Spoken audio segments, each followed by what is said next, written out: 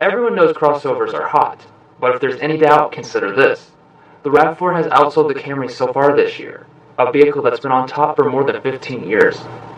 For 2018, Toyota left the RAV4 mostly alone, but they did shuffle some equipment around and add this all-new trim level, the Adventure. We have that trim, but this review will cover all the other trims as well. So let's go ahead and see if the aging RAV4 still has what it takes to go against its new rivals.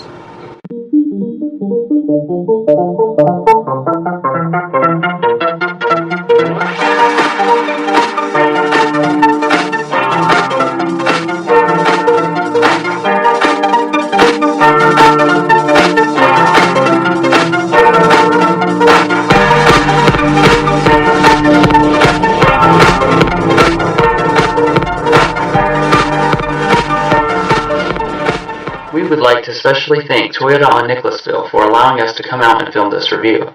If you would like to check out their dealership and massive inventory of all the Toyota models, a link to their website has been provided in the video description.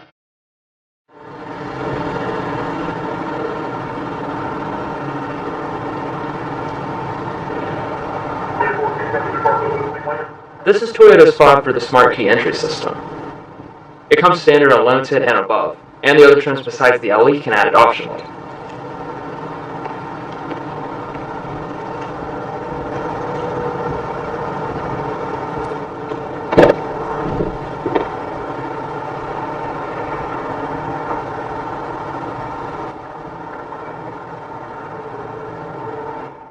As always, we'll start things off by looking under the hood.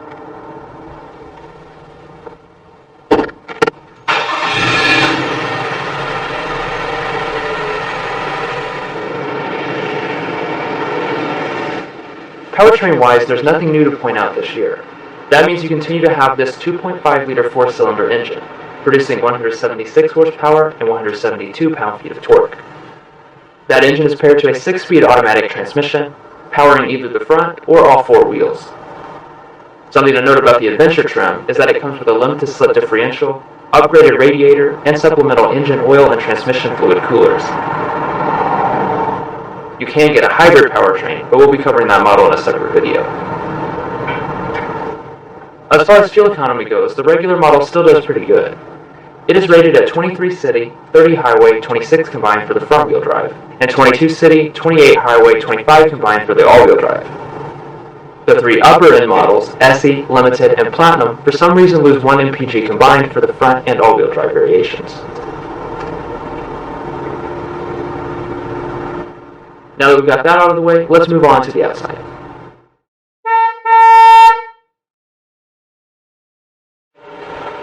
"2018 is likely the last model year of this generation, so there aren't any major styling changes. Obviously, this Adventure is the most different, but even it shares the same overall looks. Every trim will come with this 3-part grille, and the only thing that changes between the trims are the mesh on the SEs and the trim pieces along the bottom. The top portion links in with the headlights. They are just the regular halogen beam headlights, but you do get LEDs on SE and above. The Adventure also gets this black trim on the inside of the unit. Fog lamps are standard on all but the LE.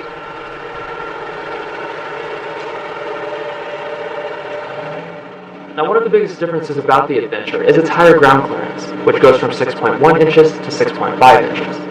That's still not very tall, even for this class, so it's obviously not made for anything hardcore. And let's not forget about the special Adventure stripe.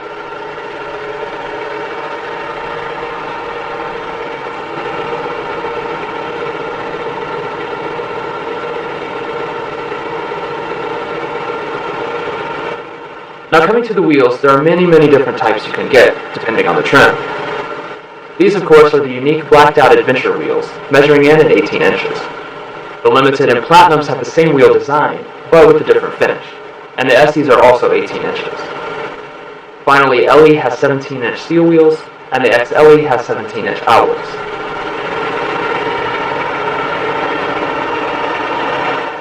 The brakes are 10.8-inch ventilated disc brakes in the front, and 11.2-inch solid disc in the rear. The tires are all seasons, even on this Adventure. Coming out to the mirrors, they are finished in black on LE, Adventure, and SE. They're all power adjusting, but only XLE and up are heated. We also have optional blind spot monitoring, which is standard on Limited and Platinum.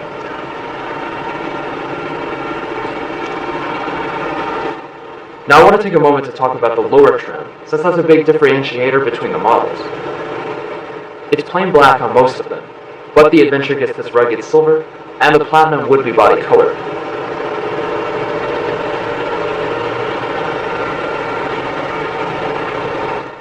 The RAV4 measures in at 181.1 inches long, which makes it slightly longer than the Ford Escape and Honda CR-V. In regards to safety, the RAV4 continues to excel with a top Safety Pick Plus rating by the IIHS.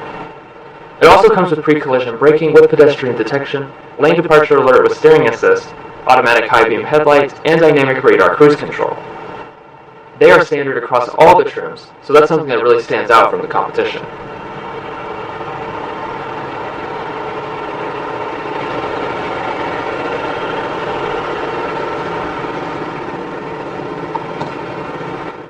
The fuel tank of the RAV4 is 15.9 gallons. There are a lot of fuel ranges depending on the trim you select, so I'll just keep it simple by saying that our RAV4, as equipped, gets a 396 mile range. You only need regular fuel.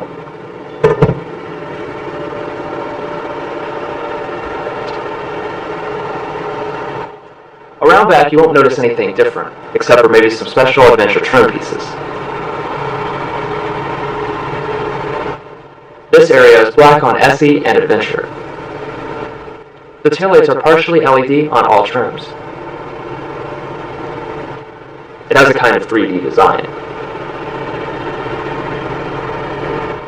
The Adventure gets chrome here and special badging. The exhaust pipe is hidden. Now for towing, the Adventure's extra equipment is able to increase it to 2,900 pounds with front-wheel drive, and 3,500 pounds with all-wheel drive.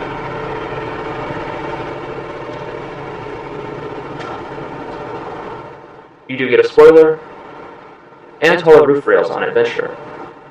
All but the LE has smaller ones standard. Well, that does it for the outside, so now let's check out the interior.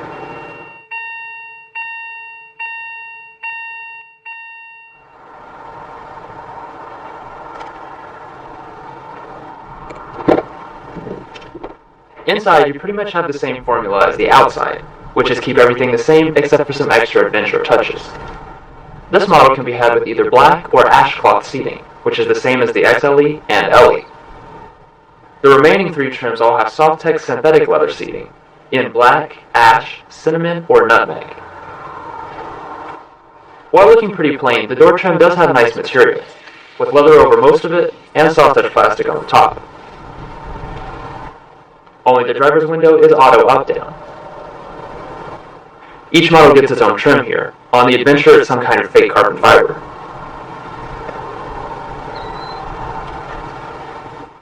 You do get special floor mats and a special scuff plate. The seats are 6-way manually adjusting on LE through Adventure. SE and up get 8-way power seats, and the Limited and Platinum also have memory. The fabric feels really durable, if a little rough, but I do like the stitching.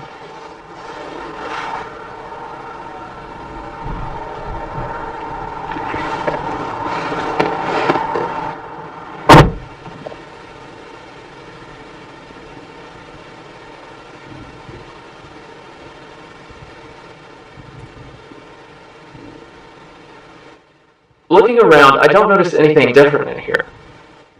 That means the materials continue to be decent for the class. The upper dash is all hard-touch plastic, but the middle portion does have nicer stitched leather. Everything else fits together really well, but it also feels a little hollow.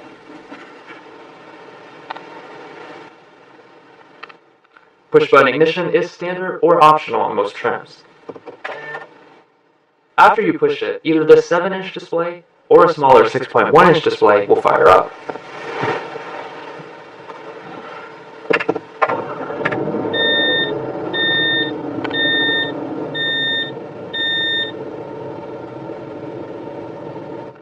The gauges aren't real fancy or anything, but they do have a large 4.2-inch multifunction display.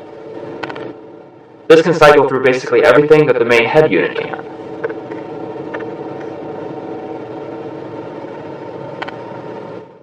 All RAV4s have electric power steering, and all but the base model get this leather-wrapped steering wheel. On this side you mainly have audio controls, and on the other side you have controls for the display, and then the adaptive cruise controls. The wheel itself does manually adjust, and it's heated on the Platinum only. Off to the side here, there is a locking diff button for the Adventure trim. Moving on to the storage component, the RAV4 is one of the better offerings in the class. The center console is two-tiered, and in the bottom part there's plenty of felt-lined space.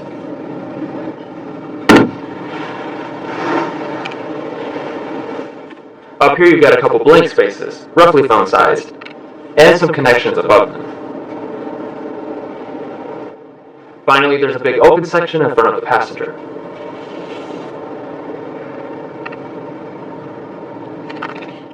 The shifter is a little bit different on the Adventure, since it's leather and has real metal.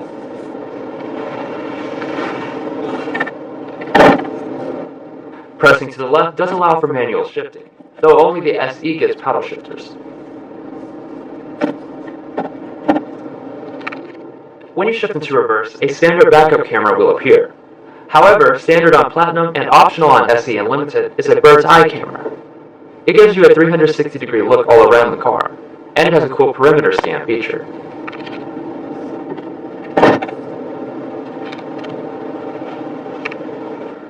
Up here you have two drive modes, besides for the default normal. Now moving on to the climate, almost every trim gets this dual-zone automatic setup.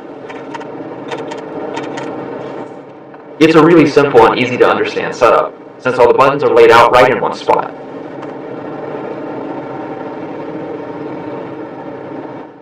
Now let's take a quick listen to the standard 6-speaker sound system.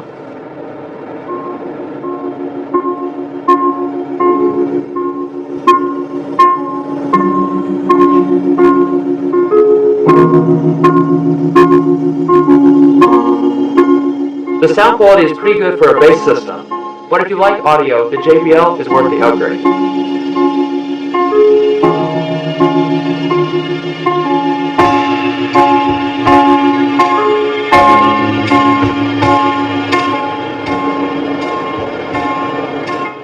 Now let's go ahead and take a quick look around the Intune system. This is the home screen. You can click on things to expand them. Here in audio, I can play and pause the standard Bluetooth. The other sources are available here. The next app we'll check out is navigation. Well, a map would normally come up, but the SD card apparently hasn't been installed yet. XLE and SE get connected navigation instead of the integrated navigation. Next is phone. In here you can view all of your contacts automatically synced over from your smartphone. You can also manually dial numbers, and text message support is included. There is no Android Auto or Apple CarPlay. That's more or less the main features of the system. If you'd like to see a more detailed look at all of what this system offers, then check out our Toyota Intune Tech Help video. A link to that is provided in the description. Up here we have a regular mirror, but an auto-dimming one does come on the Limited and Platinum. Surprisingly, all but the LE gets this moonroof. It's just the regular size, and a panel one is not available even on the Platinum.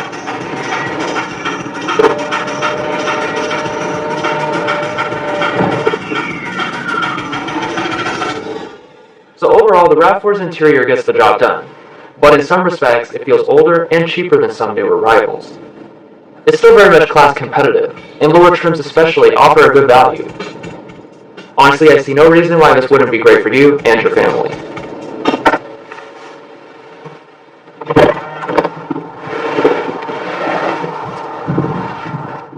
Now let's move on to the rest of the cabin.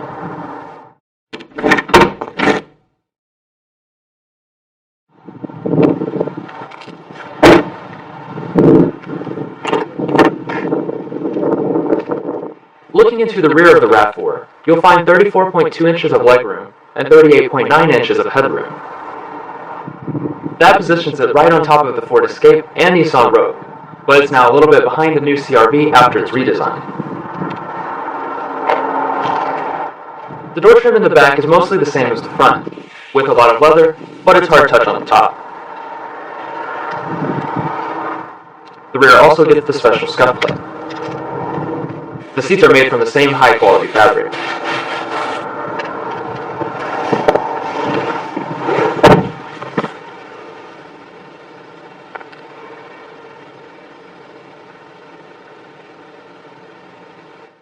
There are no vents back here, but there is a 12-volt outlet.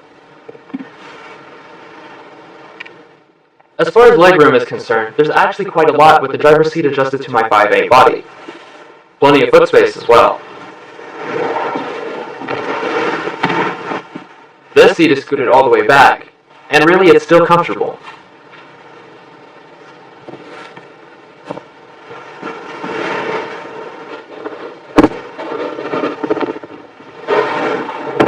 There is a little armrest with some built-in cup holders.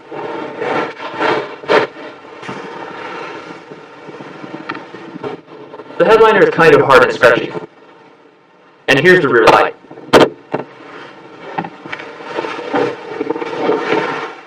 Overall, this is a fine space to spend time, with lots of space and comfy seats, but it could use some vents and USB ports.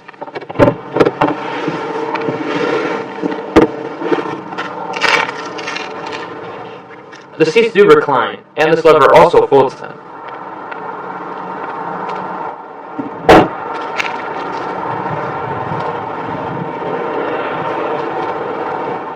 We just have the power liftgate, but Platinums are foot activated.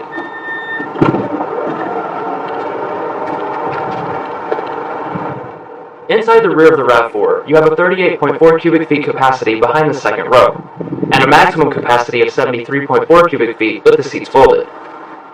This is again ahead of most rivals, with the exception of the new CR-V.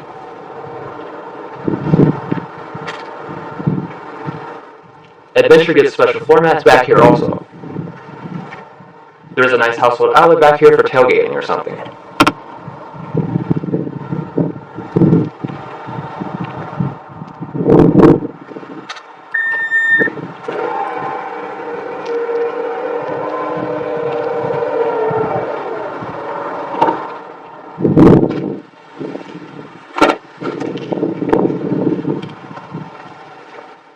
The seat on this side is 4-way manual on every trim.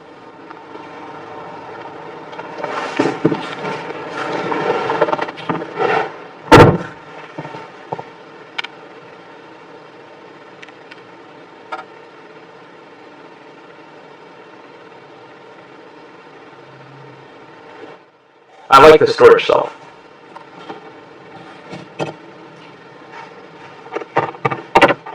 The glove box is dampened and quite big, but not felt lined.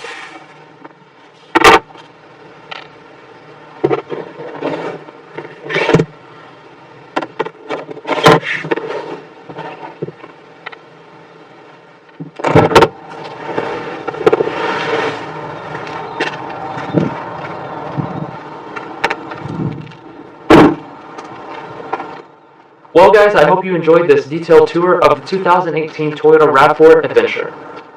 Stay tuned for the pricing information of this particular model, as well as the rest of the RAV4 lineup. Please like and subscribe if this was helpful to you.